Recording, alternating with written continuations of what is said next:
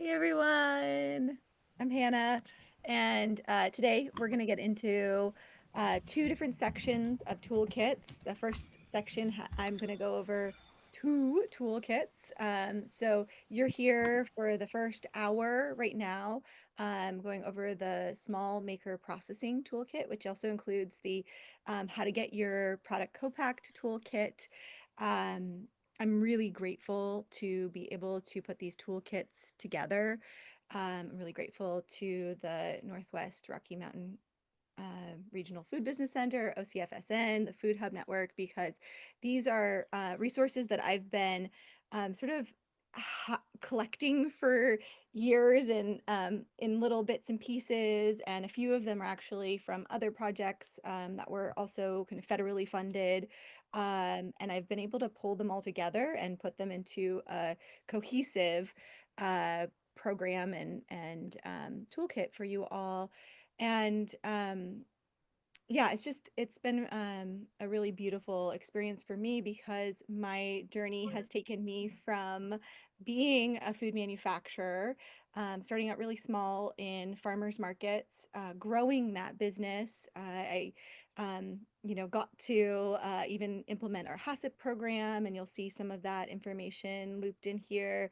And then leaving that business, I got involved in coaching food businesses and starting a resource sharing network called the Pacific Northwest Food and Beverage Group. And when I would be meeting with a client and they brought up an issue, I'm like, I think I created that one time for Better Bean. Let me go find and go through our old files. And I'd pull something up and I'd turn it into sort of a like, an example or, try to make it into a template really quick. So I've been able to really pull all those pieces together and create a couple additional things for these toolkits from these experiences. And so just to name that, that is also kind of my background. My focus has really been in processing specialty crops, so fruits and vegetables, nuts, working in the natural products industry.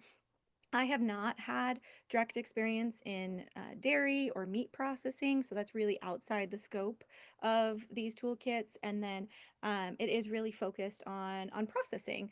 The second hour, if you stick around, we'll be talking about how to become a co-packer and offer those services. And so that's a lot of more of that deep experience from my time at Community Co-pack. So stick around for that one. I also am offering a couple of office hours, and I'm going to put those in the chat right now if anyone wants to join those to dive in, because today I'm going to just really show the file structures, these resources that are created, because um, I'm really hopeful that in the future, now that we're, have the resource center sunsetting, that these can continue to support people. And I want to give you an idea of the breadth of what's there. But if there are any of the topic areas that are interesting to you, if you want to, dive into lot code creation systems or ingredient tracking, something like that, you can join me in those office hours, and we can get into that. But I also am really welcoming questions at any time today. I am going to be sharing my screen shortly, and I'm on a laptop, so unmute yourself might be easier. Maybe Sydney can catch questions in the chat, but yeah, I might not catch them all at once. But I'm really grateful for everyone who's here, and I know that a lot of you who I recognize will be taking this information and sharing it into your communities. So really just grateful that you all are here for that. So I'm gonna start and yeah, share my screen here. Do and I'm gonna just start with, let me get this all adjusted. The file structure, really kind of just to share with you what we have going on. So um, three different toolkits that are going to be accessible in the OCFSN Drive for public resource for anyone to access at any point, Google Drive. And a lot of these, like the best way to use them would be to make a copy for yourself, download it as a resource. There are links in the Google Docs to the various templates and resources. And so each toolkit has a master folder and then the two or one key files that are associated with that. So this is the small scale maker processing and packaging toolkit here. And then there's a checklist. And then any of the resources that are linked in the documents are in the linked resource folder. And so if you need to find anything, go there. And each of the folders has a similar structure. So you can see that there. And I'm going to start with this small scale food maker. And so this is really intended for small food makers, small farmers, and the service providers that are serving them to work through. And the first piece I just want to show you is a checklist. This is something I had originally created for a client that was working with me on launching a brand new business. And I was like, wow, how are we going to organize all of these different things that you need to work on? And so I had created a checklist, and I really hope that this can be something that, again, businesses can use, and or service providers can sit down with a business and go through and be like, okay, check, you've done that one already, or we can hone in on the food safety production part of this checklist, or make notes of progress on it. And then there's resources linked. So this is sort of the snapshot of what I go into in much more detail in the toolkit. But I thought it'd be handy to have something that you can really like figure out where maybe to start or what is needed, because there's so many different things that you talk about and need when you're starting a food business or offering, making a value added product on your farm, and to really understand, where you need to lie and find resources is, yeah, can be sometimes a little bit overwhelming. And that is, my intention is there are a lot of resources here, but to make it as um, easy to access as possible. I've really tried to ask questions, use a little bit more casual language, and also define terms. So jumping into, I apologize, I was forward a little bit, the toolkits. Each of the toolkits, it has a table of contents. The table of contents are um, linked, so you can jump down to a part of them, say to key terms, and then read through those. So that's what's a really helpful thing for Google Docs. If there's a part in, say, the checklist that you have identified you want to work on, you could go find it in the table of contents and read through that section, or say, give it as homework to someone you're working with. So I tried to make that as robust as possible. Um, and yeah, some notes about working here, the accompanying resources. The other one I always love to mention, I helped put together with the ODA, is the Food and Beverage Startup Journey PDF. This has been in existence for a while, but just to remind everyone that this exists. The topics that I'm covering today are really around the processing side of things, and don't touch into finances or the more like marketing and sales of a product. I will touch the toolkits to identify, say, like, if you're working with wholesale, what do you need, and go into those details in terms of labeling or case packs. But it's definitely processing focused within the scope of yeah, this time and these toolkits. So yeah, the sort of moving in after, like, how to use and what the key terms are in this small scale food maker processing toolkit is the overall considerations. And so another resource that I found that was really helpful in working with small food businesses and coaching them is to think about all the costs associated with things, because so there's a link to a Excel sheet template for budgeting for a launch of a business or a launch of a value added product. And um, I've seen, right, some businesses get really excited. Different people have their different interests and abilities, and they'll get very excited about, say, branding or their website, or, go all in on buying a bunch of packaging or labels, maybe before they've been really reviewed or vetted. And I like to have this sort of comprehensive look of like, what all are you going to spend money on? And maybe where are there some places where you might not buy the whole palette right now, or you might DIY because you have a limited amount of money that you can spend in the beginning of your business. And you don't want to be caught off guard by an additional cost that you need to incur later on.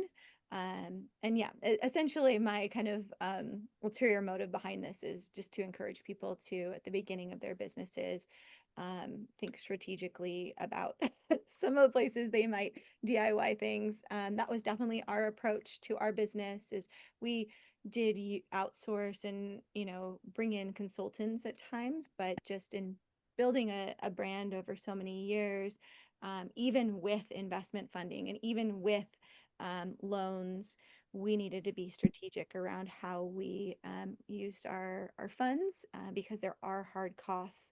And yeah, you need to buy the ingredients. Oh, yep. Is there someone talking? Or maybe that was an accident. Okay. I'll continue. So another one of the overall considerations that I've put in here, and this was actually something I presented in the Food Hub Club the beginning of the summer, but the kind of ease of processing different vegetables and fruits. And so there is that information laid out, like what does it look like for fermentation, freezing, freeze dried, jams and preserves, and then acidified foods. And that's really like the big, ticket topic is, what does it look like to acidify a product and get that licensed, and what does the different regulatory environment look like? But there is a matrix that you can use if you are, say, starting out, and you're thinking about creating something. What is maybe, you're kind of matching up market with ease of processing. So I hope that this part of the resource is supportive for people to, if they have apples, think about, am I going to make fruit leather? Am I going to make an apple butter? Am I going to do dried slices? And think about what they have both access to in terms of kitchen, what their market is interested in, and the regulatory. Yes, thank you. Ease of both equipment process issues and regulatory. Thank you. I'm checking the chat now just to make sure there's no questions. Yes, please interrupt me if there's anything I'm saying that's confusing at all. I really want to support that. So now diving into the steps that you'll find again in the checklist, starting with product development. And so maybe someone already has their product development and you can skip over all of these. But there might be some areas that they need to continue to refine, like sourcing, etc. So, yeah, this is the product development section. The sourcing section has some additional information that I brought in from a project I did with the Good Food Foundation on both local and farm direct sourcing, and some really great resources and case studies around different businesses that work with local farms and how they make seasonal sourcing work. I really love those. And then moving into packaging, that is part of the product development phase, and something that might need to happen for a business as they're growing and realize that maybe their packaging isn't working properly for their product. Maybe it's seeping out, or maybe in these times, sort of one of the big tensions that I notice is we all really want sustainable packaging, and a lot of the compostable packaging technology hasn't gotten to the point where there's a strong moisture barrier in the packaging. And so a lot of this section really goes into asking questions around, how will it hold your product and will it ensure that the product has the shelf life that you are going through.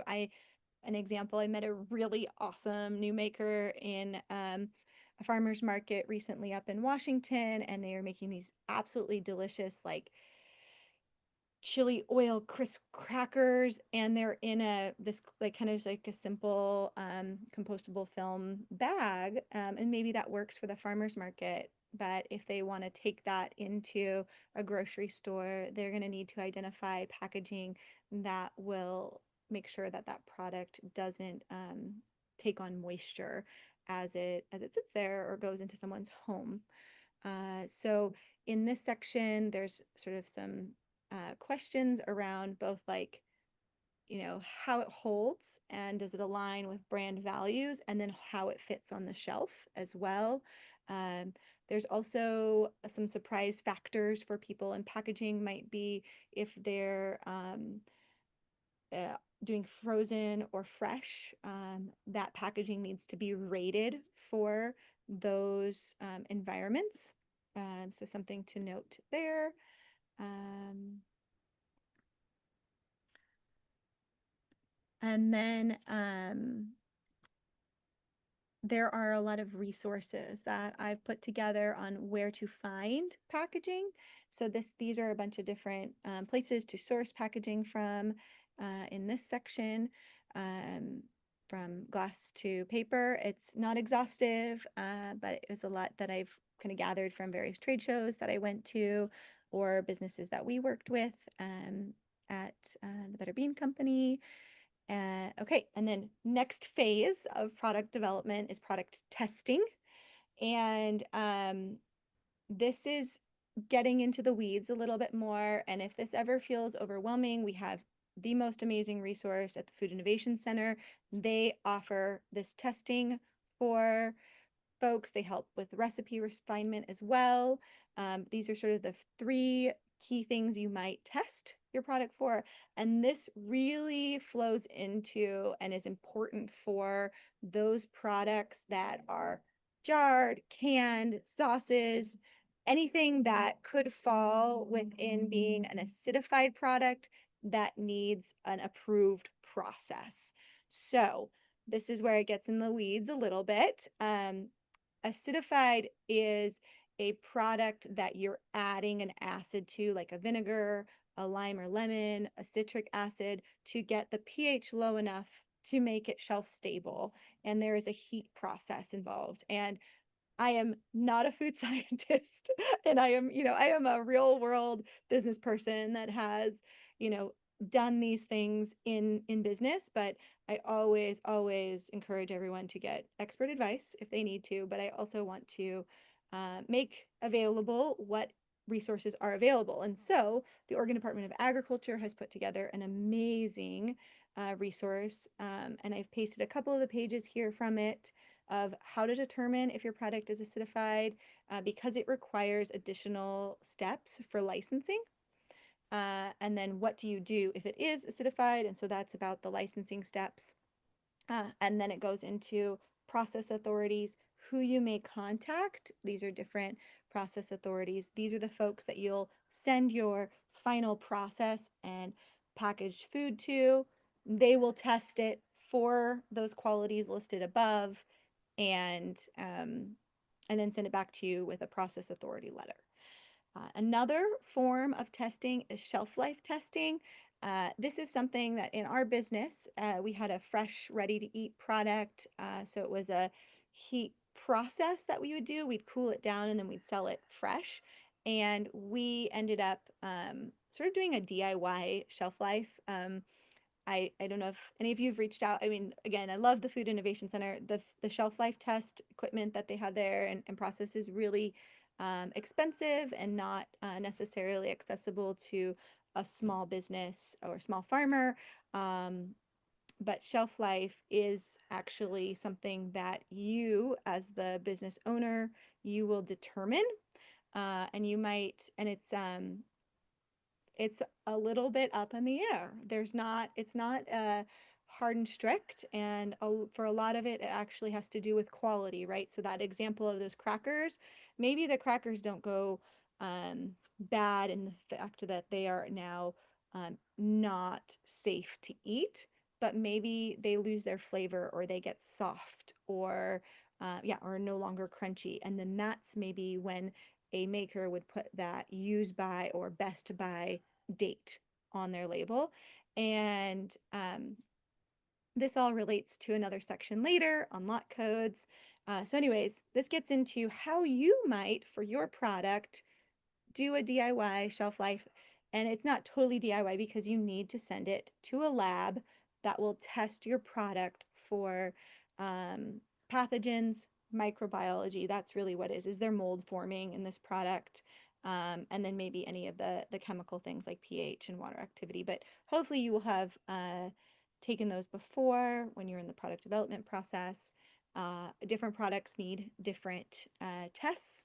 The key one here, and this is what I asked a local lab, and I have some local labs here, but I had reached out to them. I said, hey, what's the key things that you would test for if you were doing a shelf life test? For our product, we really focused on the microbiological panel.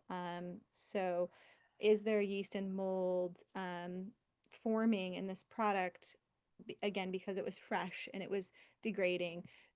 For frozen products, that might be more of a quality issue. Get some testing, know that information, but yeah, it sometimes is more like taste and quality, freezer burn, that kind of thing. The essence of how you do this is pulling retention samples, so saving some of what you make from each of your batches in general, but then basically may say pull 20. You pull 20 products and then you save those and test them over time at a specific interval. Okay, I don't try not to get too into the content. So, anyways, pull me back if I need to.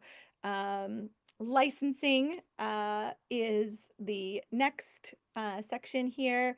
And this section really dives into both the farm direct, cottage law, those exemption statuses, and then and uses some really great resources that Oregon State University has put together. They really have sort of the key information on both cottage and farm direct. So look to them and their approved resources as well. So I've linked all of those sites here, and that can be really helpful.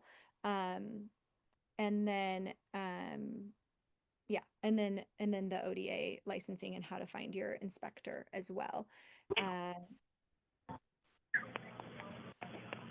I hear someone off mute. Just want to check in. Okay.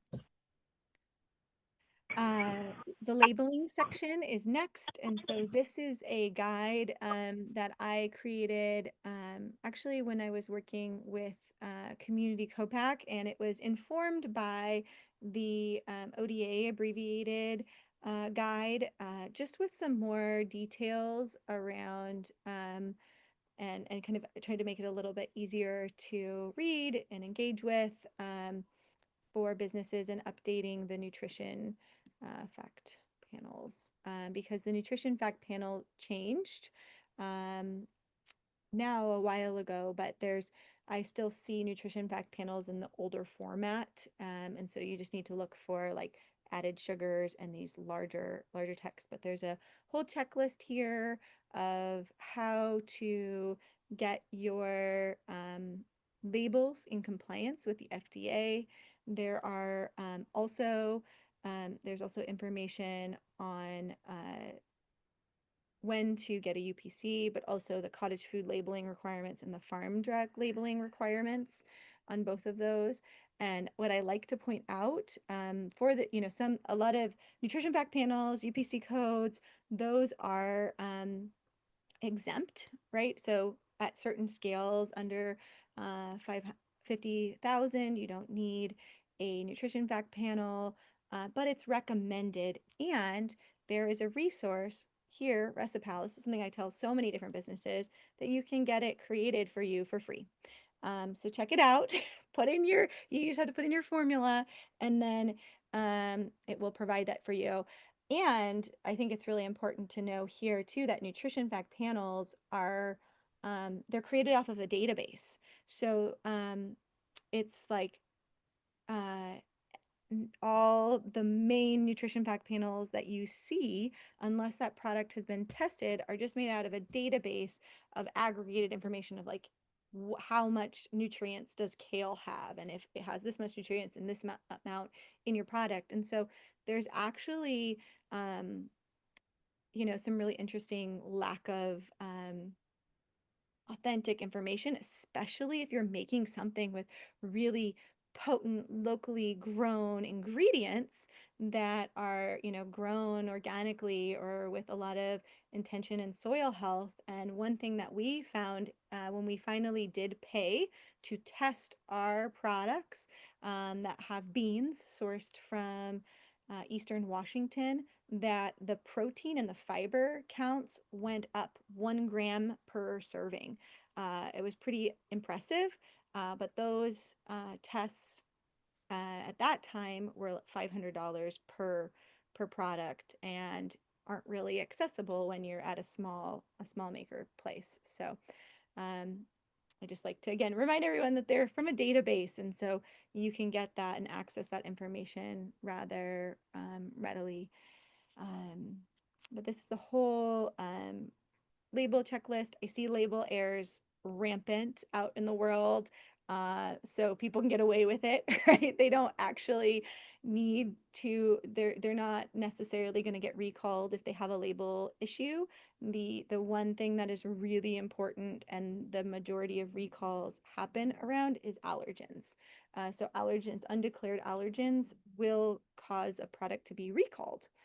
And that goes into a lot of the information that is a little bit later in this document. Label printing. Now we get into production. So this is when, someone might peel off and go into the co-packing document. And this is going to focus more on self-manufacturing, so kitchen identification, and there is a production option matrix. So this is also going into those different levels of regulation, home licensed kitchen to you're in a shared use kitchen, or you're in a certified kitchen that you're building out, manufacturing facility or co-packing, and kind of what that might look like for you. And then the food safety plan section. This is where I put a lot of time and intention into talking about how to develop and integrate food safety early on in a process, because it's required under Farm Direct even and cottage laws. You need to keep records of your products. Even if you're not being licensed, you need to keep records of what you're making and how to make it feel accessible to someone who's doing that. And that mention of product recalls before, right? That's sort of one of the hearts of a food safety program is, can you effectively conduct a product recall if one of your ingredients is shown to have a pathogen on it? Can you find where that ingredient went and what's, in what product it went and to what stores or customers it went to? And the heart of how you do that is in ingredient tracking. So there's a bunch about that, and creating a lot code system. And a lot code system is actually can be a lot simpler than we might think, because you can essentially link it to your date code associated with your product. So every time you make a product, you can give it that best by date that we talked about before. And that best by date can become the lot code that's associated with your batch, your recipe batch. And this is an example protocol sheet. This is one that I had put together for our business back in the day, and there's a linked template to it. It might not work perfectly for all businesses, so it's sort of like an idea, an example, but it's a way to both scale up and down your recipe, right? You can put formulas in there, have quality assurance checks where you're signing off. Say, one thing we learned is we added salt sometimes double to one kettle and we forgot it in another. So then we added a step to sign off on all the ingredients being added. We also had to take a temperature at the end to make sure that our filling temperature was at the right amount. When you're doing acidified foods, these time and temperature logs are critical to the process and required and will be reviewed, right? So these are really important to have, again, a protocol sheet every time you make your recipe, and it helps transfer that information to an employee. So there's tools around that, and then tools around the ingredient tracking um, that come in. And so one thing I want to address in this is these certificates of analysis. And I've sort of written in here because when you're just sourcing all of your ingredients commercially, all the ingredients are going to come with certificates of analysis. But when you're small, that might look like sourcing from Costco. It might look like sourcing from Winco. It might look like sourcing from uh, the new name for cash and carry. It might also look like sourcing directly from farmers. And so you can make your own logs, and you can also make your own sort of specs for a product. And you can basically say, hey, this is the date on this package that I got, or this is the invoice number from the farmer for these peppers. Any kind of information that might help you track it back or track it forward. And I really, one of the sort of topics amongst food manufacturers has been like, how do we build our businesses so that we can continue to source from farms and also meet food safety uh, standards that are changing, and with the law updates, right, where uh, many businesses in this range would be exempt, but as they're growing, maybe they want to get into working with a different retailer. Whole Foods was one of our core partners in our business. It's sort of different these days, but they required third-party audits way before the federal government requires that you are working in good manufacturing practices. And so my intention again here is like, how do we build these in early on so that if there's any changes to the business or any opportunities in sales for this business, they can access them at that point, and it's not an extreme stretch of an overwhelm of like, oh my gosh, now I have to put a whole food safety program in place. The essence of a food safety program is that you're putting procedures in place to tend to potential hazards and like pests and disease, those kind of things. And then you're tracking that you're doing during those things. So there's a lot more information on that here. Hannah, there was Yeah. a question about recall capability. Is that required by cottage laws? This is for Amber. Yeah. I think there is a record keeping requirement. I don't know if it's specifically actually to recalls. I would say cottage food is one thing I know the least about. And so I've been reading up on cottage food. And the idea is though that you're documenting where you're selling your product to. So essentially, yes, yes, you need to do a full recall program or plan. They might not, they don't say it like that, but they want you to track your recipe, that it's to the proper pH or temperature standards that are in that approved recipe, and then where you're also selling your product to. Um, Thanks, so Hannah. yeah, that's in there. Um, yeah, like a whole product recall program might be more like kind of written out standards and what we do in this time and that time. So where was I? Product complaints.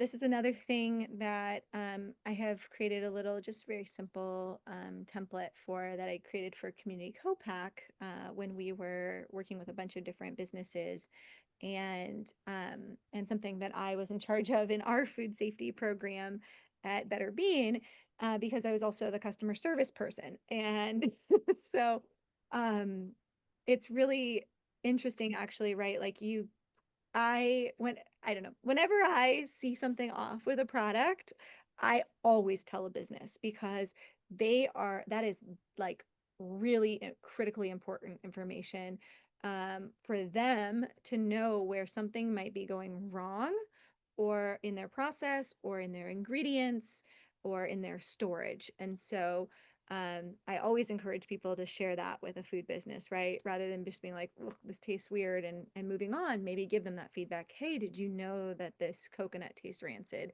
in your product, or that your crackers were soft or something like that? Because they might not, be aware of how that product is on the shelf.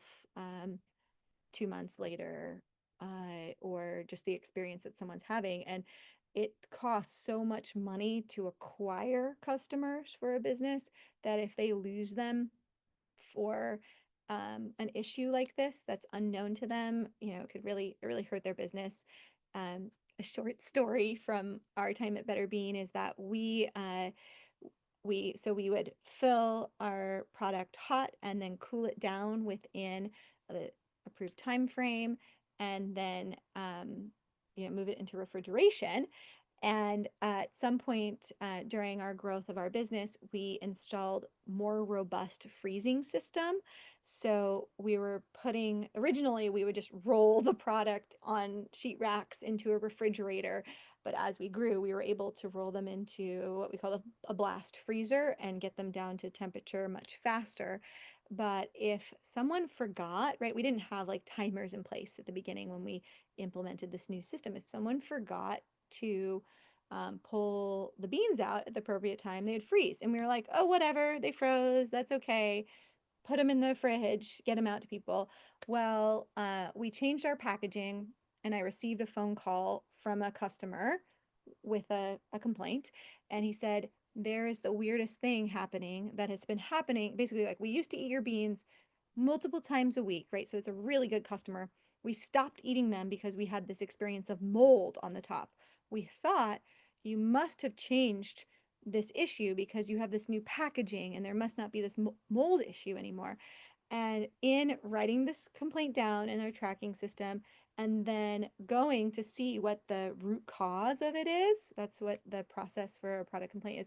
I learned that actually in that freezing process, some of the oils that we used in our product would get pushed up to the top and form little tiny circles that would get kind of like congealed and frozen, and congealed when refrigerated as well, that looked like mold. If you let the product sit out, they would, like olive oil does, go to room temperature, and the mold would disappear. But we had no idea that that was an issue, or an issue that was turning off regular good customers to our product. And so again, I just really, these are like these small things that when we're so busy making the product, selling the product, figuring out all the aspects of our business, we might forget to do.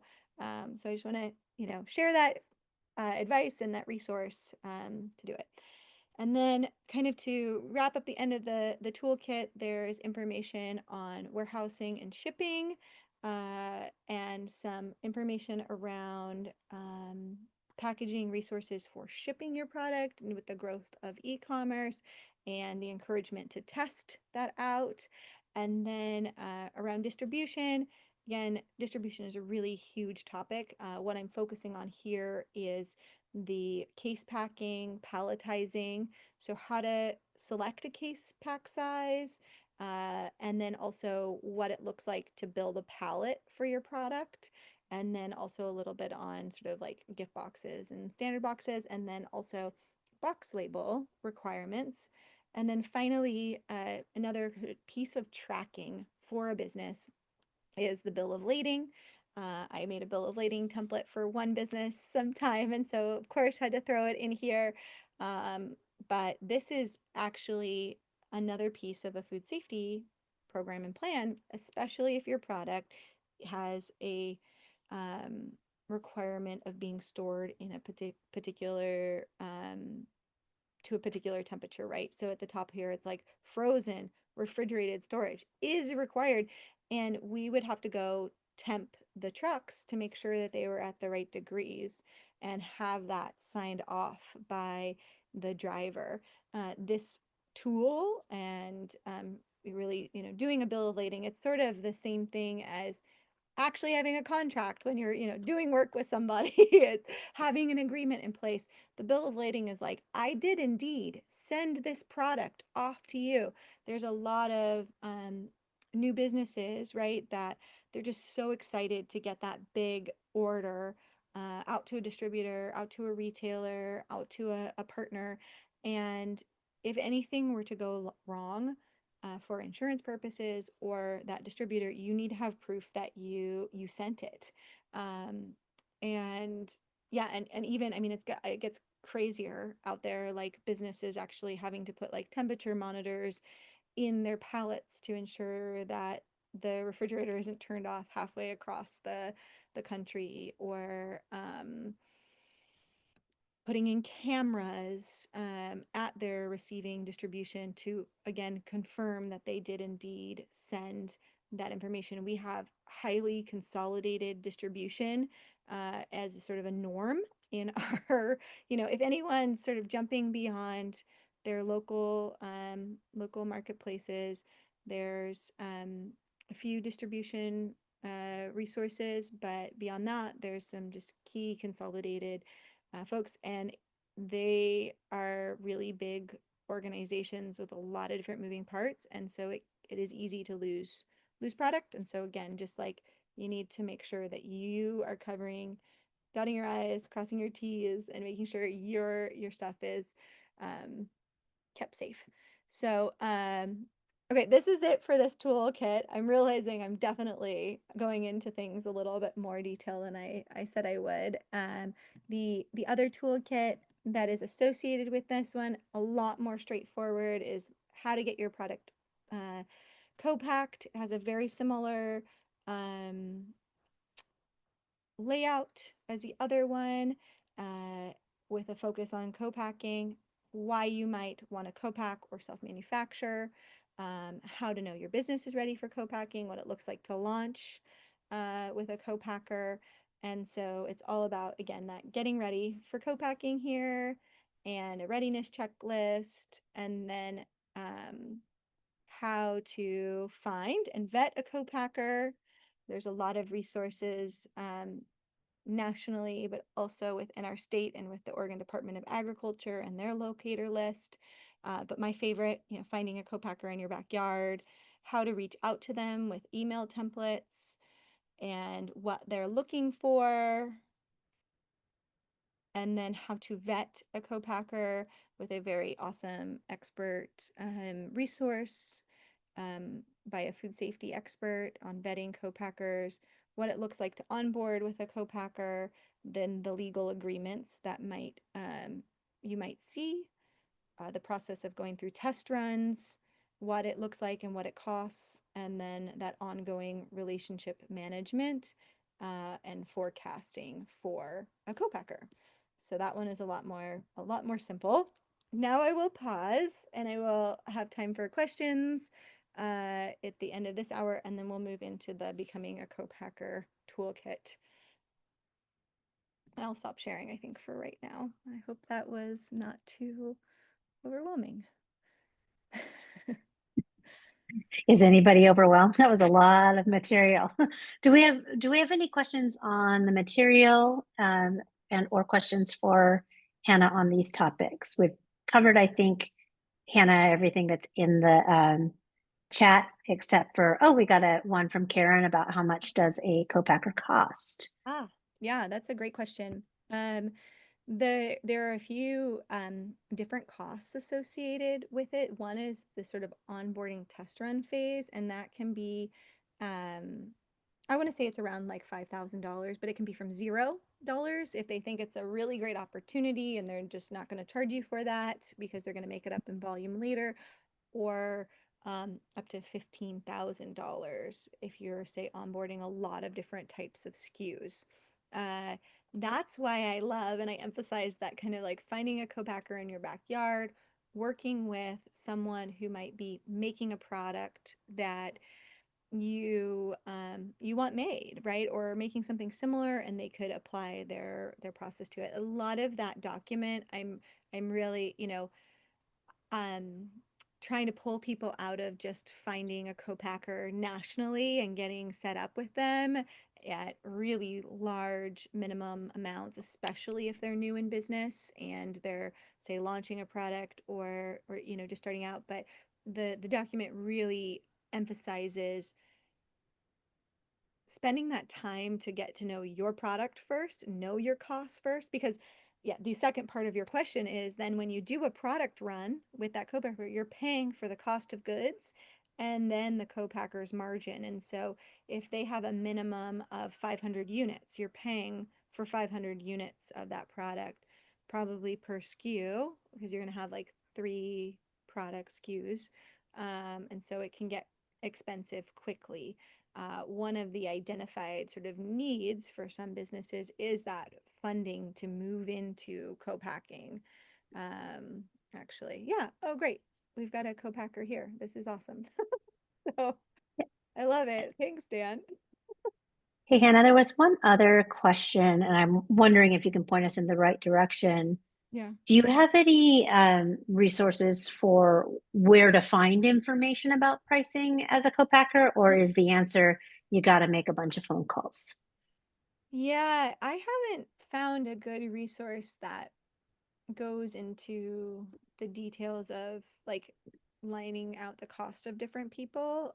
The most robust resource is this organization called Partner Slate for finding and connecting co-packers. Um, and I haven't reviewed it very closely, so I don't know if they go into costing, but it's a chance that they have that written down. A lot of co-backers, you can kind of ask for their onboarding materials and they should outline it there, or their agreements, and you get kind of a package of information from them right from the start and understand what their costing is. In the sort of the next phase, right? I'm gonna go into helping businesses become a co-packer, what and offering that as a service. And um, part of that is setting up how they want to, charge and the batch size that they want to charge a business. Um, and I think there is just a little bit more opportunity for sort of negotiating when you're, again, talking to someone who's smaller like you're not going to have to do the same large runs of product, and they might be more willing. Some of the small co-packers that I know in our region will apply that onboarding fee to actually the first run of product, and they'll credit you on the invoice. So yeah, hope that's helpful. Um, so the question around the cameras at receiving, the cameras were there issues in knowing if something has actually been received and delivered, or yeah, but both bi-directional, right? Because things will um, say they're shipped and not show up. That's one issue, but then also um, be sent out on a distributor and can get lost in messy distribution arenas. And I just heard that advice so much. I mean, we had some issues of like, where is this missing shipment? I mean, real world things happen out there of like, trucks go off the road or ice, happens. But also linkage data issues happen where pallets get delivered to the wrong place and lost within systems. And I don't even really understand fully that part of it. I just know the like side from the manufacturer of, put something in place where you really know and are someone's signing for everything that goes out the door. And you keep a copy of both, right? Um, So yeah, thanks Dan for chiming in on all the co-packer stuff. I really appreciate it. There's so many different models out there. You're welcome. You're welcome, Lindsay. And yeah, happy to like dive into it more. That's maybe, something you do, longer term, but I just the kind of one of the rallying cries behind my work is how do I share forward these sort of harder won lessons to businesses and the people that are supporting businesses so that people can skip those steps, right? We don't, no, people don't have to lose um, a whole palette of product that goes out and then are responsible for it, right? That's the kind of hard truth also about the natural products industry and yeah, food industry as a whole is that a lot of these programs and if issues arise fall on the manufacturer and because some of these more formalized organizations that have lawyer reviewed agreements or really robust insurance, all of those things, they've got their, T's crossed, I's dotted, they're covered. And so it might fall on that manufacturer, and that could be a really big deal, right? Building a pallet of product, making a pallet of product can be very expensive for a small business and a really big deal. And that's why um, there's also a lot of information out there. It's not in these documents, but about even negotiating your invoice with a distributor because you're hoping to get like $5,000 back, but you might have fees associated with that get deducted from your invoice. So yep. Um, thank you. Other questions on this toolkit and this chunk of the topics?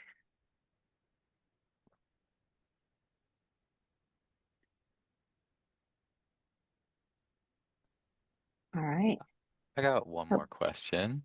Hey, go for it. Galen. Hey there. This toolkit it looks really great and it's so helpful to have like everything in one place and like in a written resource. And I'm wondering too just about thoughts or opportunities on different formats for this material, whether that is like kind of getting people together and having more shared stories and developing resources. Just kind of curious about your thoughts on that being beneficial, any opportunities there. Yeah, I love it. I love story sharing because I feel like it gives the reason behind why you might do these things and just hearing other people's voices. But I haven't thought about it in terms of these resources in particular. Kind of as I mentioned, I've used them in a more sort of responsive way where I'm coaching someone and they mention that they're going to start, we're on the topic of distribution, start working with a distributor. And so I'm like, oh, here's a template for a bill of lading. This is why you would do that. Da, da, da, da, da.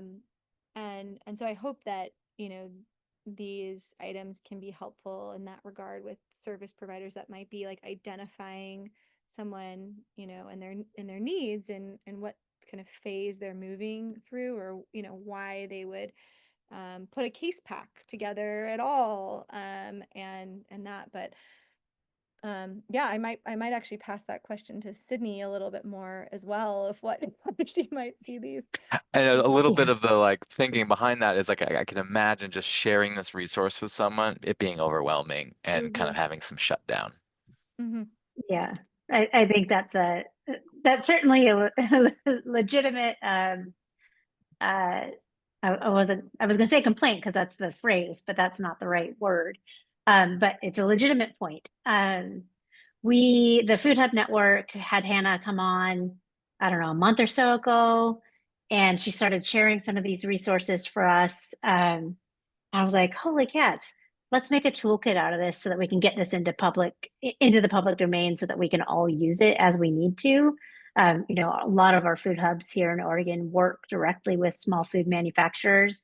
And, you know, every time they have staff turnover, then whoever is, you know, in that service provider position has this like enormous learning curve to actually help their constituents. And so we wanted to shortcut that learning curve by like gathering them all together. But the vision was that these resources would be used in these kinds of organizations to better serve their individual makers. Um, you know, we have this recording where we've gone through what the toolkit is. So I think that's helpful. I absolutely could see, you know, perhaps Galen, you want to do some training on how to use these tools within Washington. I think that would be something that you could work with Hannah on making happen.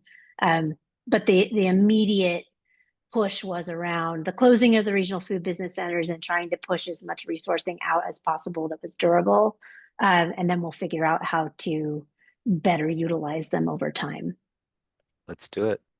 Yeah, I meant to say at the beginning too, I mean, this is definitely, or there are Oregon centric links and resources and linking to OSU, you know, the Food Innovation Center, and then also the ODA's food and beverage maker roadmap. And some of those resources information cross over state borders, but then others of them don't, right? And so there's definitely sort of a limitation within that that yeah, I wanna name. And then also, Galen, in especially for the small maker processing toolkit is the one that has just like the most stuff in it. I feel like the other two are a little bit more boundaried in their topic and approach, and so a little bit more straightforward. But the linked resource documents that are and maybe I'll just like share my screen again to show you, have actually like 3 different folders under them with different resources for different phases of the product. And some of those ones, like the case pack one, Sydney's request was to put kind of the information in the toolkit so someone can find it there and they're not opening up a bunch of links. But I do also have that guide as a separate file if you wanted to share just that part of it. I don't have that for every bit of the of it, but there are, you know, again, some of these ones like the lot code system as well, because that was one I had created before, and I think that's also true of like the shelf life, and then the selecting packaging, because that's how I had used them before. So they're still there in kind of those separate forms, because I know different people digest information in different ways, and that's also why I did the checklist version. So some people might want to read through and integrate it all at once. Some people might want to dive in right to what they need, or someone might be just working with with somebody else and really need that sent to them in one bit at a time. So I feel like it might be worthwhile even for, the service providers that are here. They can maybe copy and paste an email, just a section of the toolkit, that is relevant to that person at that time, or walk through those questions together. So There's a couple more in the chat. There was one about how businesses decide on their minimum order quantities. And then there's another about from Jude that might need a little bit of clarification on, do producers find co-pack relationships among their competition or in the same type of products? I'll answer Jude's first. I've been really surprised. I've been doing some interviews with co-packers in Oregon, and actually some of the most successful ones are making products for their competitors. And they get really good at mustard or mayonnaise or, jam, and then they're making those products for other people. And so it's sort of shifting that mindset from competition to collaboration to, hey, we're all, growing good foods together. And that actually can lead to a really resilient business model. In the case of my family business, the Better Bean Company, when COVID hit, our retail sales went up, but also we were selling a lot of our product private label, which is sort of a version of co-packing.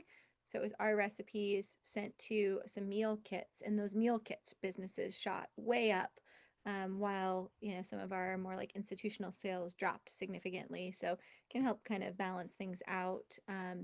So yes, that sometimes those relationships are found within competitors, or you'll also find that certain co-packers on the larger scale of things are making products for competitors, right? There's like very few Tetra Pak makers in the world. So if you're getting Tetra Pak anything, it's probably coming from a very few set of manufacturers. And that's part of the industry.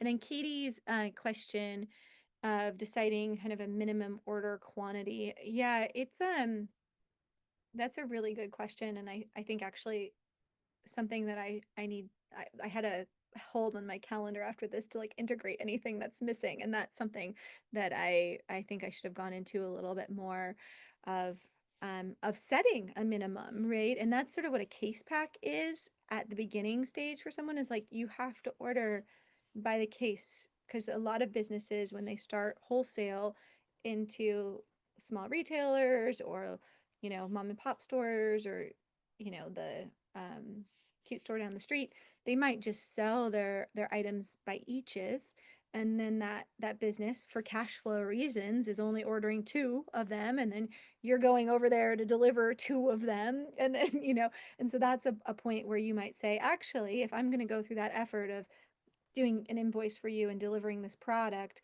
you have to order a case of my product. And that's actually where I'll see people set their cases pretty high, and they'll go for those bigger numbers of a case pack of 12, or maybe even 20 or something like that.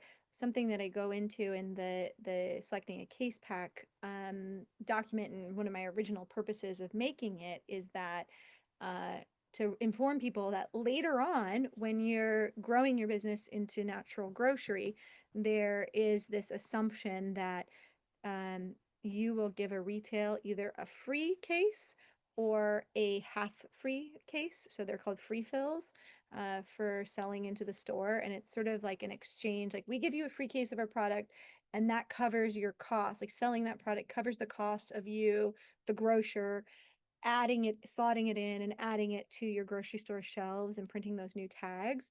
And that can be very expensive for a business. And so I just want to remind people that maybe you don't want to have a 20 pack case, that maybe you want to actually have more like an 8 or even a 6 case. And you can change it at that time, or at any time too. But thinking about that. And then minimum orders, say if you're shipping pallets, that might be something where you spend some time calculating the pallet cost and what would really make sense as a shipment based on the cost of your product. It's really determinant of your product price point also, and size and kind of weight and what you can put on a pallet. But I think just starting with like, what makes this worth it for you to do this thing, right? And pay that cost and spend that time to do this work. And then how does that work for your customer that you're working with? Can that small retailer hold 20 on their shelf at a time? Do they have room for back stock? That kind of stuff. So anyways, Katie, thanks for that question. And I might have to add in a little bit more into this before. Sydney's been very gracious with me. I've been a little under the weather. And so we're gonna make all these links live tomorrow after I do a little typo editing. So yeah. Well, we're at 2 o'clock past, and so I'm going to move into the how to become a co-packer toolkit, and welcome anyone who wants to stay. If you need to jump off, give you that time to sign off. I have been seeing some people shifting. Has anyone else joined? Have new people joined, Sydney? Or are people just sort of here? I'm not sure because I'm also working on a laptop and I think I have 2 pages of folks and it looks pretty static. Okay, Maybe cool. one or two. Awesome. Well, I will dive in. In case there's anyone new, I'll just say again, my name's Hannah. I'm currently a small flower farmer and value-added producer, farm direct, but my background is in food manufacturing, and out of actually self-manufacturing a product and never being able to find a co-packer, that's a big part of the journey. Uh, I helped co-found a community co-packing pilot. It was a flexible run contract manufacturer. We got funding from the Business Oregon High Impact Opportunity Fund to launch that program. And through that, I um, developed a really like baseline kind of like how to create a community co-packer roadmap. And this project has, and then I had all these different things that I had created for our business and for our clients. And this project has given me the opportunity to really flesh those out, explain them, get them in an organized fashion, and be able to share them all with you. And so this one has a very similar structure. It's a file with actually 2 key documents. So the primary document is the becoming a co-packer toolkit with the table of contents that is linked. And then there's also a master service agreement template. And this one I've done in kind of an interesting way. There's some background, but I've highlighted all the changes that would be needed to make in this document, and then also put comments on the side. Um, so hopefully we'll make it so the comments can't ever be deleted, but that those comments help inform you in how you might relate to this document and what choice you might make, because um, this master service agreement was a huge amount of the work that we did in developing Community Co-Pack. We had funding, right? So I spent a lot of time, I guess I'll stay on it, working with an attorney. I also worked with a um, small scale co-packer out of Colorado as a consultant to help us develop like how are we going to do this business. And his big advice there was all legal agreements, right, should be how do you want to work together or work as a business? How do you want to have your business organized and structured? So the first several pages of this document are how Community Co-Pack decided to do business, um, and what they were presenting is how they would do business with another organization. And I have since used this template to work with, I've even just shared it with people who have developed co-packing services and they've gone through and edited it, or I've worked with clients to edit it to develop it for their particular organization and, particular circumstances. An example of that would be like, um, Community Co-Pack didn't have warehousing space, so we actually sent people to Beeline. We also, had a very like tight pickup window time frame. If you have a bunch of space, you might be like, hey, you can pick it up within 2 weeks. That's fine, and we can actually charge you for storage directly. So, um, that is I kind of didn't mean to go into this one first, but here I am, and then it gets into the legalese part of it. That's where you'll notice the comments really fall off. But again, back to that advice that I received when we were building this organization is to really develop that part. It's like, how are we going to work? This is how we're going to work. We're going to tell our clients this is exactly how things are going to go. These are our agreements. They can read this using this template as a tool in educating your clients, and again how you work together. And then the legalese is sort of those um beyond me, because I am not a lawyer, and I will always say get this reviewed by a lawyer at the end. This is actually like an error here I just spotted, like where this is going to occur. That was for one of the people I was working with. But you know, this that part is just like how you'll handle things. So returning to this toolkit, um, it goes into just the introduction. What is co-packing? And I should say that for everyone out loud. I apologize. It's just that when you are getting a product made or making a product for someone under contract. And so it's sort of like outsourcing the manufacturing part of your business. And it's very common in the natural products industry to do this.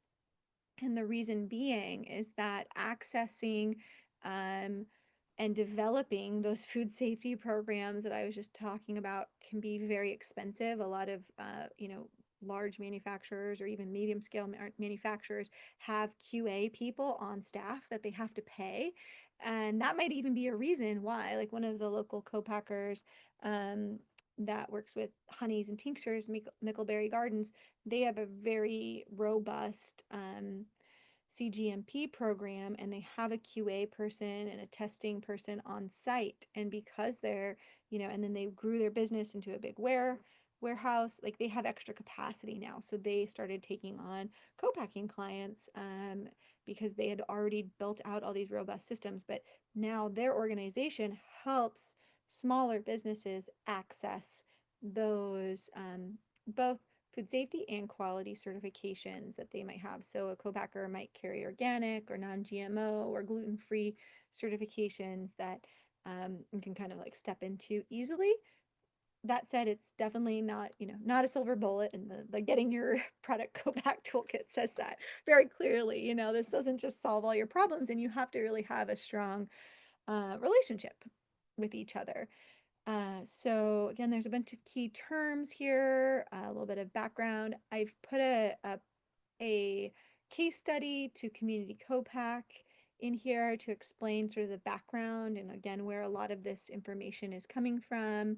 And then we dive in of like, why would you even consider starting co-packing? And definitely one of my roles in the last few years within working with the Oregon Department of Agriculture on some of their co-packing studies and education and outreach uh, is that I want to encourage more people to offer co-packing, but I want it to be done in a really savvy way for them. And sort of the key things that I've learned through Community Co-pack is that we were trying to be everything to everyone, and that doesn't work. But what does work really well is that if you develop a system for making your product and you're, really developed in that way, then you could, add on the service of say making that exact same product for someone else, like I mentioned, making a broth, making a jam, making, maybe you're really good at, again, just sauces in general, hot sauces, and offer that, or baking things with a little bit of a longer shelf life, or some of that primary processing as well. And so that I also address that a little bit in here of like, what would it maybe look like to be uh, a co-packer of sorts, but you're maybe just doing part of the process. Um, so yeah, the way you might do it, and it gets into this roadmap of how to actually what are the steps that you would take to becoming a contract manufacturer, adding that as a service to your current food hub or food business as you are now. Some things that you guys are all probably really tapped into around, surveying the landscape, identifying community partners, also identifying, facility partners, and then how you might identify potential clients is the next phase of this. I go into just why I had a lot of issues with the bullets. So excuse me on if any of the formatting is weird. But this identifying potential clients section is pretty robust, and it is really about like who you're going to work. So this is kind of the opposite of what I was just saying. I was just saying like, hey, make a product, make it really good, and then you can offer that once you have all your systems in place to someone else as a private label or a co-pack product or something very similar. But if you are like Community Co-pack, and this is our learning from that, doing something from scratch, going out and you're saying like, hey, I'm gonna show up because there's a big need here, right? There are a lot of people who want co-packing services. That doesn't mean makes it may mean it totally pans out as a business model or that you should do it. But if you did decide to step in that direction and you're figuring out who to serve, this would be some things that you want to think through because it's going to impact your clients, and the products that you process are going to, you know, impact where you locate your facility, how you lay out your kitchen, what equipment you choose.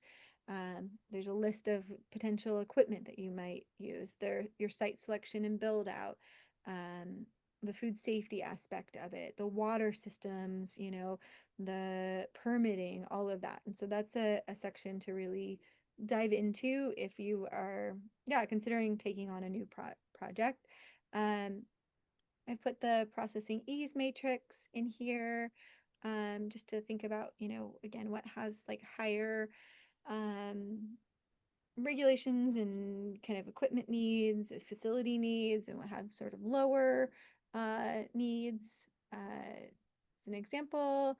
And then it dives into facility considerations and what you need in, you know, in terms of your kitchen, your refrigeration, your warehousing for receiving and distribution, the appropriate size and phased approach.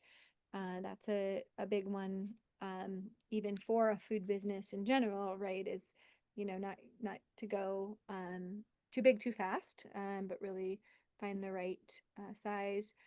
Um, Food safety, as I mentioned, and then the different business models that you can take. And so I'll dive into this a little bit more.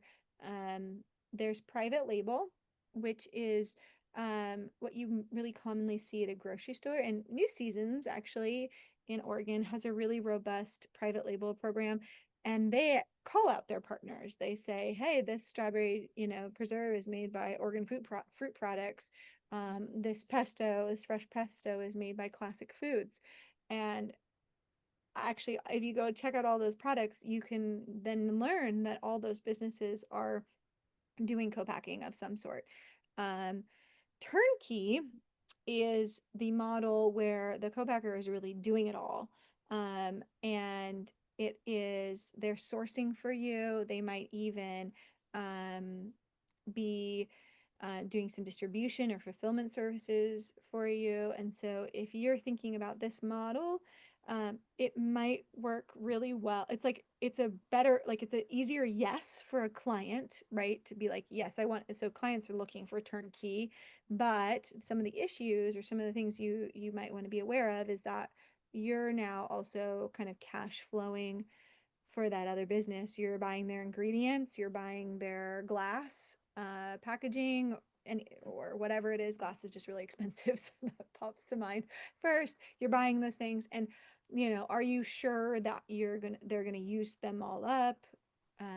Or, you know, maybe again in this scenario, you're using the exact same packaging that you already use, so it's, you know, easy for you to just say, great, these are already ingredients I'm using, these are already um, glass I'm sourcing, or I'm sourcing this glass for multiple clients, and it feels okay for your organization to kind of cash flow that part before the product is made and purchased.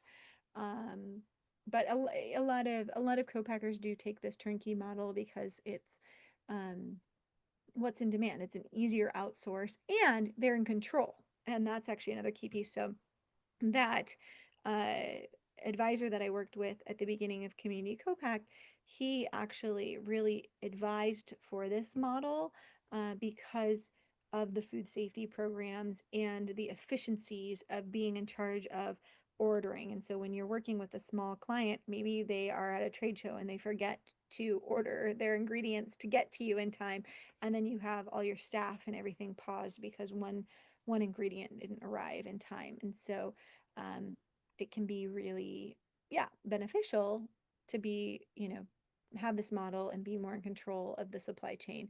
The other model is tolling, and there are this is where basically you're charging a fee for the processing of a product, but you are not taking you're not buying or sourcing the packaging, the labels, the ingredients, any of it. That's all arriving to you as the co-packer, and then you're basically getting out that finished product to the client, or even a process of that finished product.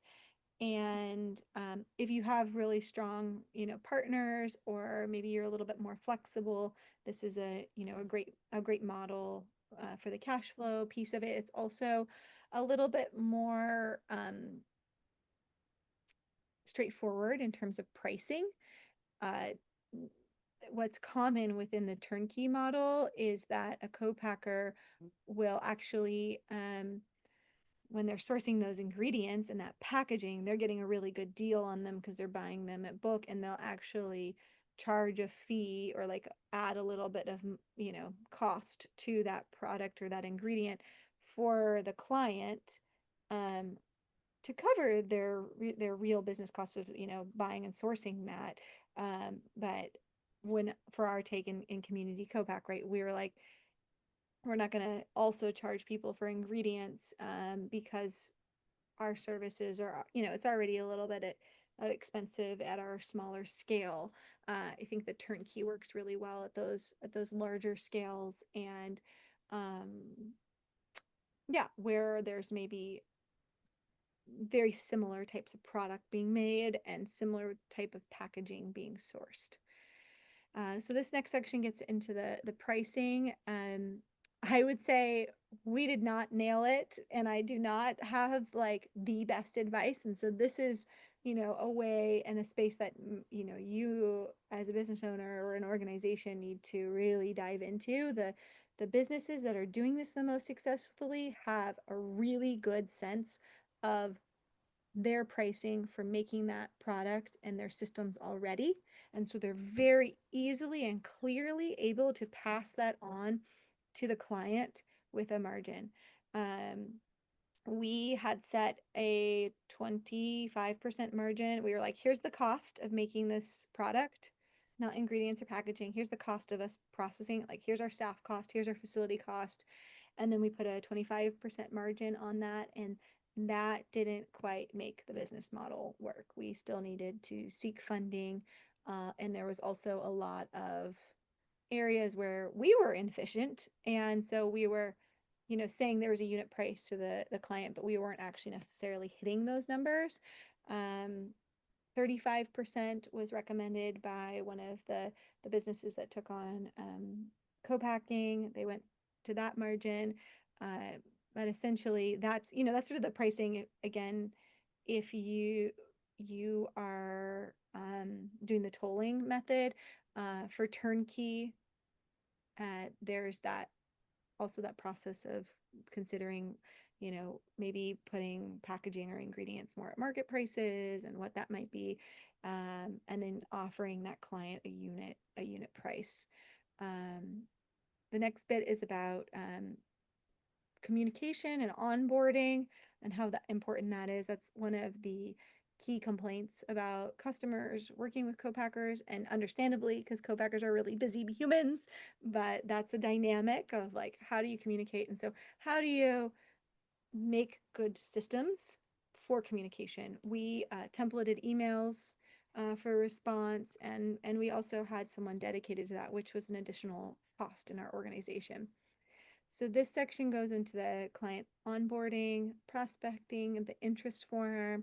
There's a template for, or an example mutual NDA, and the system we use to have that signed, how to do efficient scheduling links.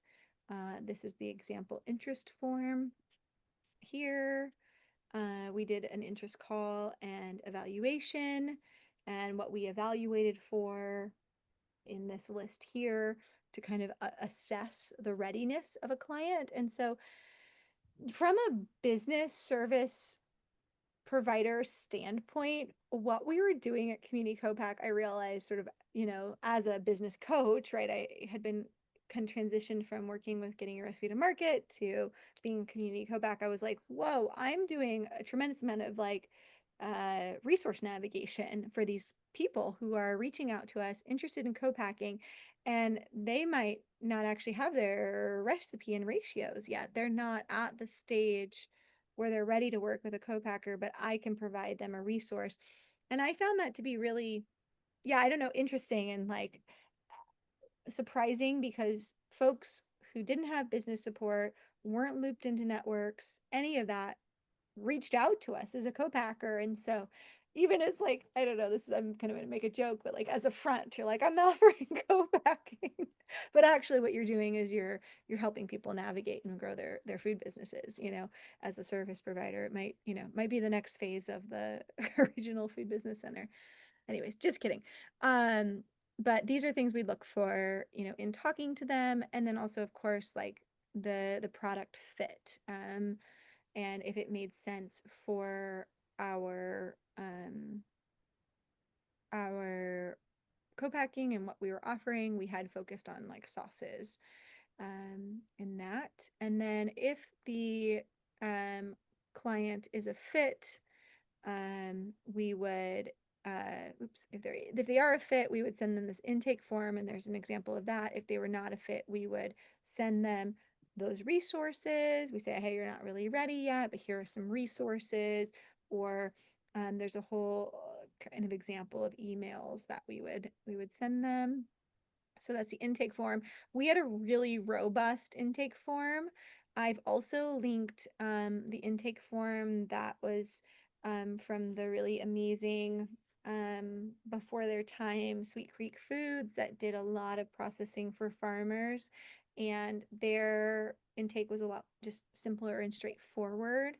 And so you can see that there. We were also trying to get some grant information in our intake, and get an assessment of kind of like where the clients were coming into our organization, and where, then we could do a survey later on and see where they were going on the outside of our organization.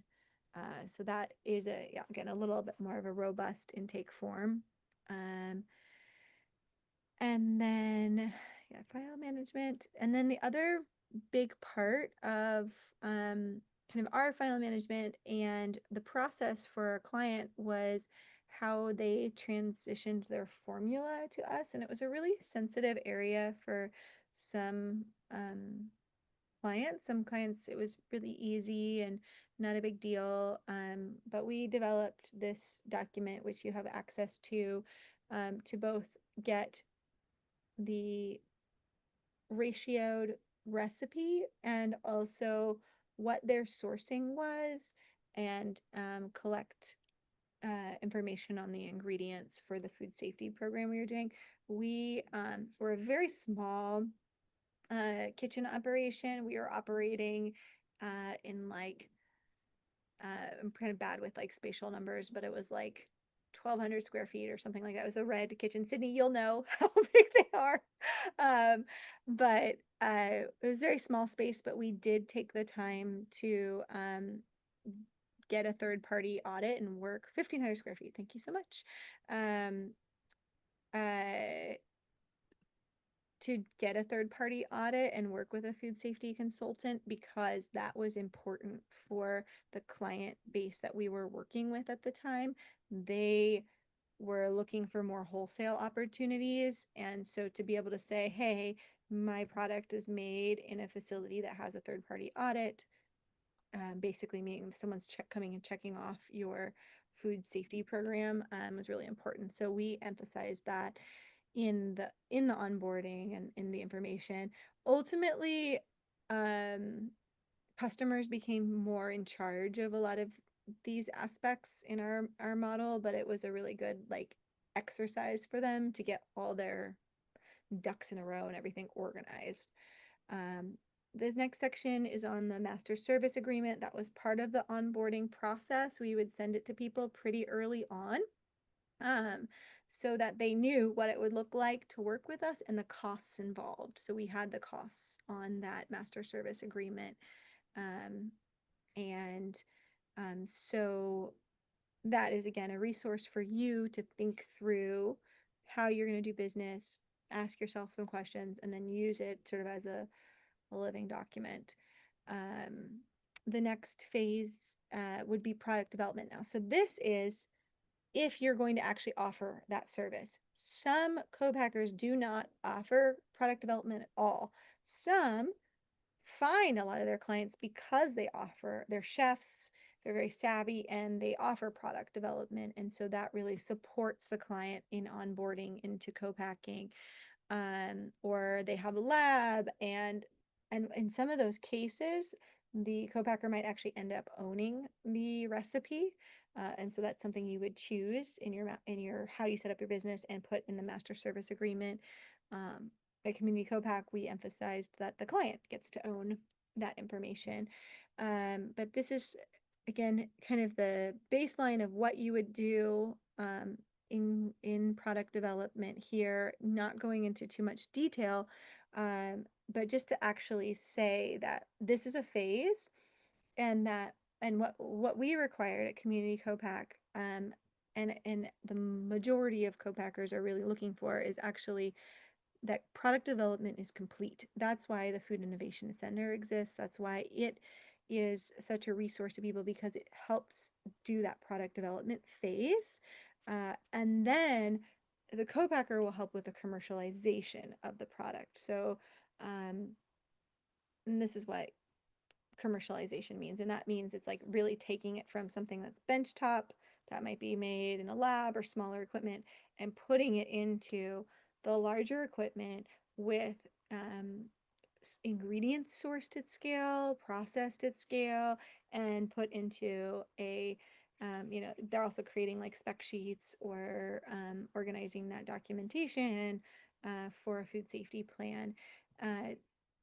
It's really kind of, this was another thing that was really heavily emphasized for me in that development of Community Co-Pack and working with that consultant, is that or this just the other co-packer who I was like, please consult with us.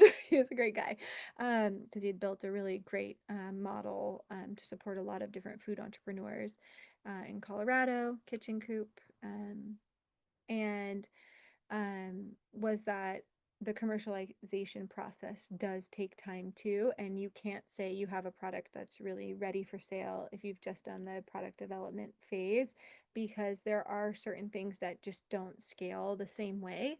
An example of that we learned in our time was one of our very first clients had a really amazing cashew sauce that she made, and she had an opportunity to sell it into Burgerville and grow with Burgerville, but it was a Vitamix made product. And Vitamixes are such an amazing tool, but they don't scale very well. And we actually spent a lot of time meeting with Sarah Masoni, figuring out how can we scale this product in a way that it's going to keep the same texture.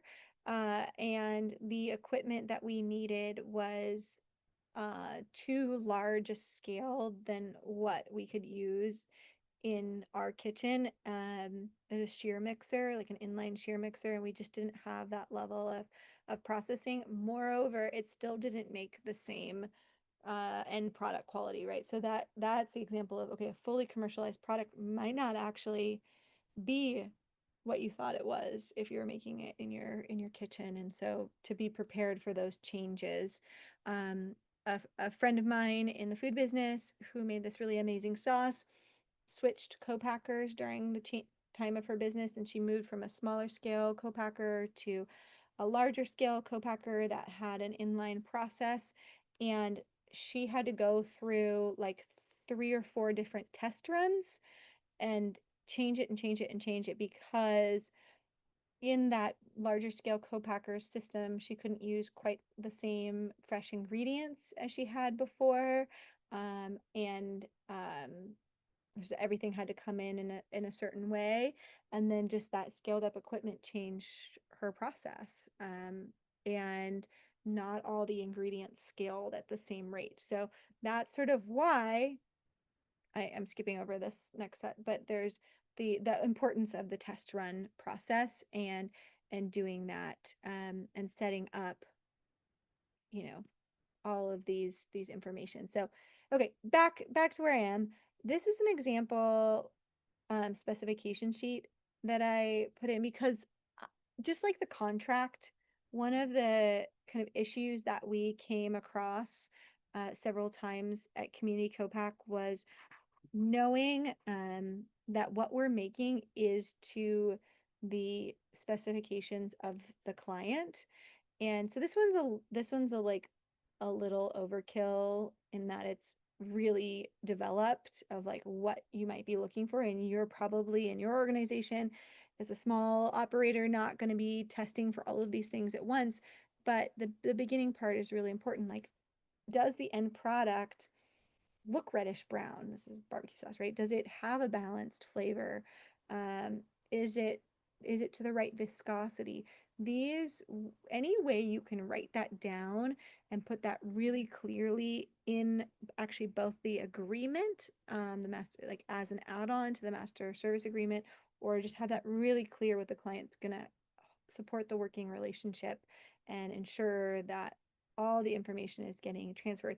How we actually solve for this at Community Copac is we required that our clients be part of the QA process and be in the kitchen with us, especially in the beginning, really learning how they do that. Um, so I'm going to move into supply chain setup. This is sort of again where I am sharing information on what it looks like to receive those certificates of analysis and track ingredients. So similar information here from a co-packer standpoint, linking to that ingredient tracking template, thoughts and comments on scaling the production and doing the test run and how you might charge for it and integrate that into your process. Then you'll move into product pricing, and then the production part. And this is very straightforward. Like what actually happens in a processing, that part should be already kind of integrated in your system. If it's not, I would say refer to the SmallMaker, processing toolkit. These are just like basic steps. And again, the sort of basic steps of what it looks like to do distribution, getting your product out the door for a client, and then ongoing production scheduling and working with them. And here's an example of something we had to do later on of basically doing a production scheduling acknowledgement that was in addition to our master service agreement, to just be really clear with the time it takes and what it looks like to get scheduled with Community Copac. So I added that as an example, and that is this toolkit. So I will pause and I'll stop sharing and just have space and time for any questions that might come up. And I see there's one already in the chat, actually. Harry is asking, what kind of conversation surrounds requirements to source a particular ingredient from a specific source? So this, Carrie, is like near and dear to my heart, because when we actually, back to my Better Bean experience, first went through the process of getting our non-GMO certification, all of our ingredients for that non-GMO certification had to have certificates of analysis and like GMO, like basically declaring that they were GMO free. They didn't need testing unless they were a risk ingredient. So that would be corn. We had corn in one ingredient in a chili. But we were working with this really amazing Eastern Oregon safflower grower who was processing the safflower on their farm in like a little small cold press setup and getting it to us in these 5-gallon jugs. And so I think like what I ended up doing in that scenario was that I helped that farmer put together a certificate of analysis that I could submit for the documentation, because I think that we we need to kind of empower ourselves to source more from small farms and farmers. And so, that then I think maybe goes more into your question a little bit, is that like we then wrote down like what the color was supposed to be, right? It's supposed to be this like clear yellowish. It's really kind of funny to say, right? And it might seem funny, and I write this in the toolkit, like it might be funny for like a blackberries, you're sourcing fresh blackberries, but um, you do want to say like if there are any green or any that have hard brown, is it okay to have hard brown bits in the jam and the blackberries that are coming in? Maybe that's fine because it just all gets processed. Something I've learned in pepper processing is that some of the pepper hot sauce makers, they don't destem their peppers because, wow, one, that's a tremendously time consuming process, and after it's been cooked a bunch and blended, no, you don't really notice it in the end. And so they might write on their their spec sheet or their requirements like only top peppers, you don't need to top peppers, or only top peppers if they're moldy or they're something's off with them. I see you coming off video, so maybe you have like a better clarification for this No, question. that's really helpful. I'm just trying to think both sides of the conversation. Moran and Brian from the Food Innovation Center were down here last week. Yay! Finally came to Southern Oregon. It was awesome. So my mind is just whirling with all these different scenarios now. So they kind of set the expectation that when a client wants to contract with a co-packer, that the co-packer decides where to source the ingredients. So the recipe or the formulation may say, garlic and basil and whatnot, and the client doesn't really have any say over where that's sourced from. So I'm just wondering, does that happen, or is the expectation just generally the co-packer is going to source from wherever they want to source? Or can the client actually say, no, my recipe is special and unique because I use this ingredient from this source, and I want you to incorporate that into your production? Yeah, that's I mean the truth is it's all of the above, and it depends on the co-packer and the partner that you find. Okay. Some of those like medium scale co-packers that are sourcing a lot of the ingredients, they might say, "Hey, I have sugar, I have tomato sauce, I have pectin, whatever those are. These are all my sourced ingredients. You have to use these, but if you want to bring anything unique, you bring it in, you pay for it, and you need to ensure that it has the proper documentation associated with it." Some co-packers will only use their ingredients that they source.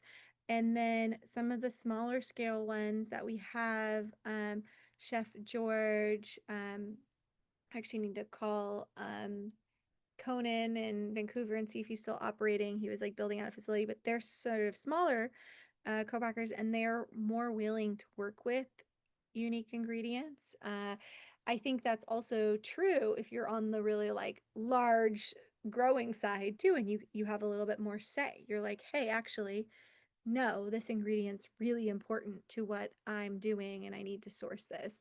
Um, but it really depends on that partner and that person and their kind of willingness to do it.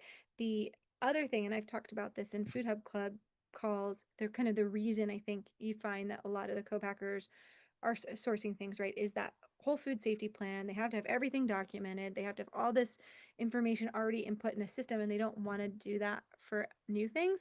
But they also oftentimes don't are working with pre-processed ingredients. So the onions are coming in frozen, the tomatillos are coming in pureed, the all Cur Ingredient, this huge processing business that's in Oregon, right? They're making purees of a million different types, and so those purees are going out to all these different processors. And so a lot of these manufacturers don't actually have the capability to work with the fresh Marionberries or the pit cherries or something like that, and they have to work with that other business and organization that's already doing that at a scale with with levels of food safety regulation in place. And that's why, again, I'm kind of like excited, and like my like, intention hopefully behind this is that maybe there's someone out there that is like getting really good at garlic processing, or like we have some of these smaller co-packers in Oregon that are really savvy around working with nuts.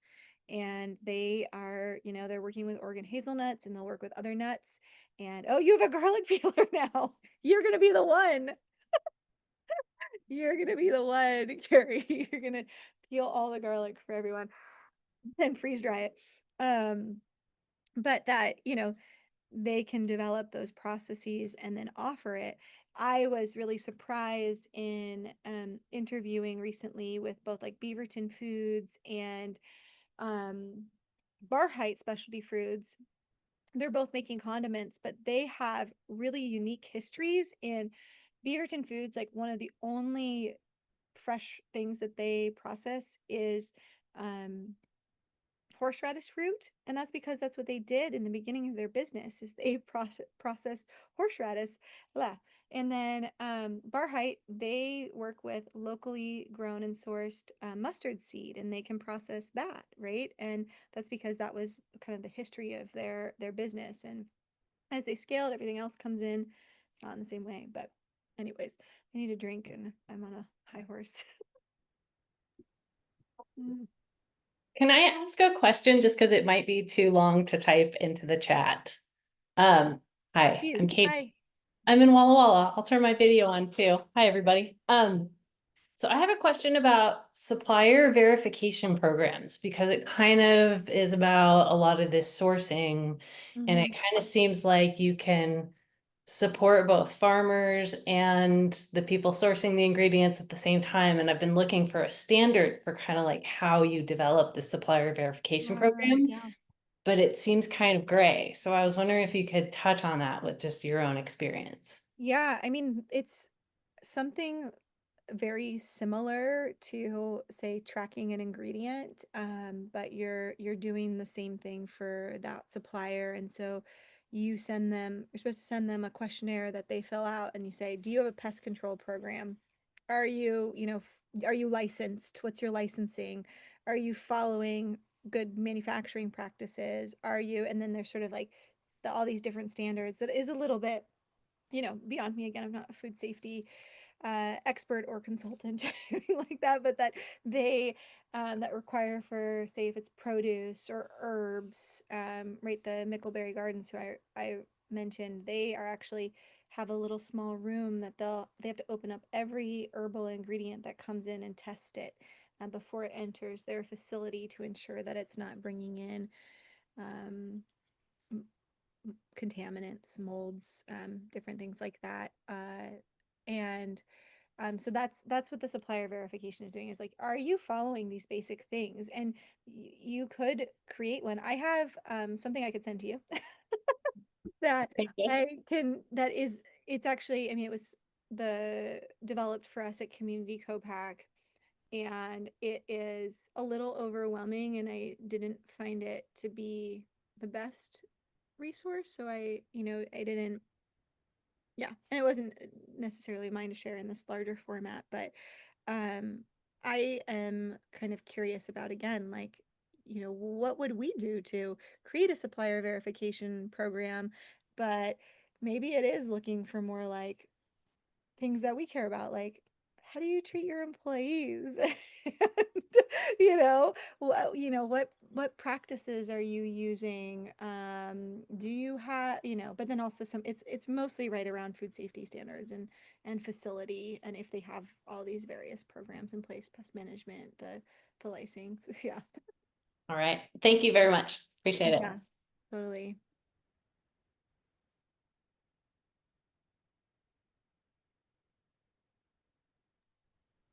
I have another question. Awesome. I really liked the matrix on the other toolkit of the product Mhm. types and like difficulty and considerations. And when you started talking about like the specific blender equipment, I immediately thought of a similar matrix with the Mm. same product types, but then like filled in with pros and cons of different equipment choices and Ooh. sizes. And so I'm like wondering, I guess what my thought was, is that even possible to fill out? Yeah, that would have to be like one of those get everybody together conversations and ask, and it'd be like, crowdsource the information of who's worked with what. So I can give you some feedback on like Robocoos Right. and kettles specifically, and some from Vitamixes, but there is so much, different equipment out there. And yeah, like what's the appropriate scale? I think that'd be a really amazing resource. And I do see that, coming through in the chat of like Food Hub Club calls where people are like, I got this thing, how's it working? Or like, don't get that. And then also on the Pacific Northwest Food and Beverage Group Resource Sharing Network, sometimes people are asking about different equipment or mentioning reselling. It does get really complicated, and in my career of doing this, we've worked with a equipment expert out of California who's hard to always access. And Nikki will, I think I referred him to Nikki and then someone else to Nikki at Hot Mama Salsa, but she'll speak to this a lot of like those people who have equipment expertise, they're gold, because there's just so many particularities. We used a piston filler at the Better Bean Company. We had a viscous product that could go through the piston filler. That particular type of piston filler did not work well for a looser sauce, right? We needed to get a different kind of piston filler. And then I've learned that like nut butter piston fillers need a different head on them because it's so thick. And so it gets pretty quickly into the weeds. But I think even like a starting resource would be really interesting. So I would definitely come to the party. Hannah, do you have any recommendations of the equipment thing? We're going to totally fall down a rabbit hole on equipment. I can see that. We're already, having conversation in the chat about equipment because equipment is an enormous rabbit hole and it's highly dependent on exactly what product you're doing, exactly what scale you're doing it at, other parts of your facility. So I suspect it's probably far too complex to get it into a even a consideration matrix. It feels pretty hard to do, but I'm wondering if you know of places you could go, conferences, events, chat rooms, whatever, where you could start going down that rabbit hole of equipment so you could start pulling even the right threads. I feel like equipment's so complex, even finding the place to pull the thread to get the information is hard if you have any insight into that. Yeah, I just pasted it in the chat. I hope the links stay. That's awesome. But in the Northwest, we have the Food Northwest Processing and Pack Expo, and that can be some really big equipment. But if you go and talk to those guys, they can help point to like smaller scale equipment. And then there's also the Pack Expo that happens in Chicago. So those are like trade shows that you can go walk around, see what, and they'll have like models of what's doing it. They definitely are catered to the bigger manufacturers and operators, and the United States as a whole is catered to larger scale manufacturing. And so actually what I've heard is even like smaller scale stuff is coming out of Italy, and like what we maybe I need to find like a international packaging show to recommend and attend. But I have found it really interesting to walk the Food Northwest show. It happens in Portland annually.